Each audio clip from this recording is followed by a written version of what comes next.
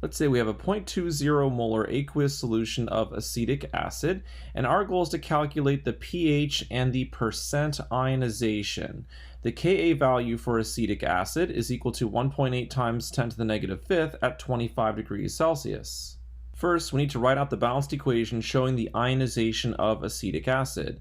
So acetic acid reacts with water to form the hydronium ion H3O+, and acetate, which is the conjugate base to acetic acid. Because acetic acid is a weak acid, it only partially ionizes. Therefore, we need to set up an ice table so we can figure out the equilibrium concentration of hydronium ion, which will allow us to calculate the pH and the percent ionization. In an ice table, the I stands for initial concentration, C is for change in concentration, and E is equilibrium concentration. The initial concentration of acetic acid is 0.20 molar, so we can put that in our ice table under acetic acid. And if we assume that the reaction hasn't happened yet, the initial concentrations of hydronium ion and acetate anion would both be 0. Some of the acetic acid will ionize, but since we don't know how much, we're going to call that X. So we write minus X under acetic acid for the change part of our ice table. And when acetic acid reacts with water, we form hydronium and acetate. So we're going to gain in the amount of our products. To figure out how much, we look at mole ratios from the balanced equation. There's a 1-to-1 mole ratio of acetic acid to hydronium ion. Therefore, if we write minus X for acetic acid, we're going to write plus X under hydronium. And for the acetate anion, there's also a 1 as a coefficient in the balanced equation. Therefore, we can write plus X under acetate as well. So the equilibrium concentration of acetic acid would be 0.20 minus X. Let's go ahead and write that in here, 0.20 minus X. The equilibrium concentration of hydronium would be 0 plus X, which is just X. And for acetate, it would also be 0 plus X, so we can just write X here. Next, we write out the equilibrium constant expression, which we can get from the balanced equation. So the Ka is equal to the concentration of the hydronium ion, and since there's a coefficient of 1, that's the concentration of hydronium ion raised to the first power, times the concentration of the acetate anion, also raised to the first power, divided by the concentration of acetic acid raised to the first power, and water is left out of our equilibrium constant expression.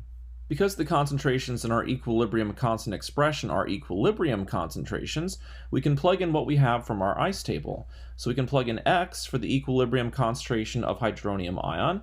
X is also the equilibrium concentration of the acetate anion, and 0.20 minus X is the equilibrium concentration of acetic acid. We also need to plug in the Ka value for acetic acid at 25 degrees Celsius. Here we have our equilibrium concentrations plugged in and also the Ka value. Our goal is to solve for X, which would give us the equilibrium concentration of hydronium ions. However, if we solve for X here, we would need to use a quadratic equation. So to make the math a little bit easier, we're going to use an approximation. We're going to say that 0.20 minus X is approximately equal to 0.20.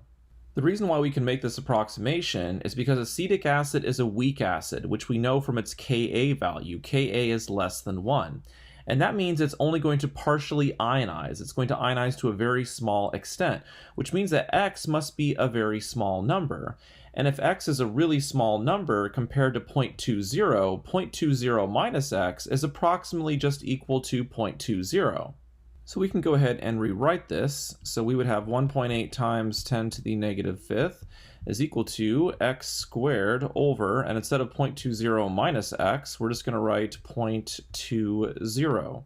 Solving for X, we would find that X is equal to 1.9 times 10 to the negative third.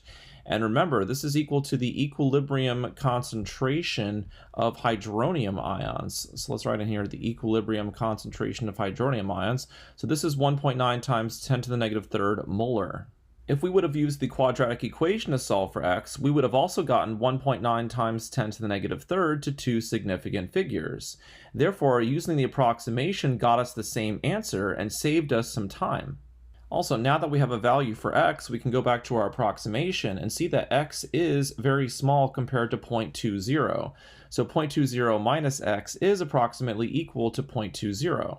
Also, this concentration of hydronium ion is only from the ionization of acetic acid, and it's true that there's some contribution of hydronium ion from the autoionization of water. However, that concentration is much smaller than this, so for this problem we can ignore the contribution of hydronium ions from the autoionization of water.